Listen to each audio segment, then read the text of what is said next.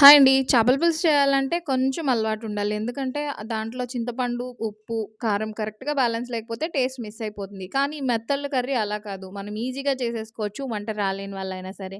Taste మాత్రం super ఉంటుంది. అలానే చాలా చాలా హెల్తీ ఈ మెత్తలు తీసుకోవడం వల్ల. ఫస్ట్ ఈ మెత్తల్ని కడిగిన తర్వాత మళ్ళీ ఒకసారి ఉప్పు, పసుపు వేసి బాగా కడిగితే నీచు వాసన రాదు. తర్వాత దీన్ని మ్యారినేట్ చేసుకోవాలి.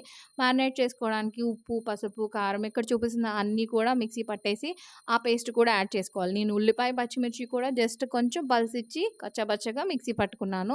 ఇక్కడ మసాలాకి ధనియాలు, జీలకర్ర, అల్లం, వెల్లుల్లి, లవంగ మొగ్గ, దాల్చిన చెక్క వేసేసి అన్నీ ఒకేసారి మిక్సీ పట్టుకున్నాను. ఆయిల్ వేసి హీట్ అయిన తర్వాత మనం ఉల్లిపాయ, పచ్చిమిర్చి పేస్ట్‌ని బాగా ఫ్రై చేసుకోవాలి. తర్వాత ఈ చేపలు వేసుకొని జస్ట్ ఒకేసారి కలిపి మూత పెట్టుకోవాలి. చాలా త్వరగా క్విక్‌గా అయిపోతుంది కర్రీ. టేస్ట్ మాత్రం చాలా బావుంటుంది. ఎండు మెత్తళ్ళతో చేసే కూరలు కూడా చాలా బావుంటాయి. నెక్స్ట్ వీడియోస్‌లో పోస్ట్ చేస్తాను.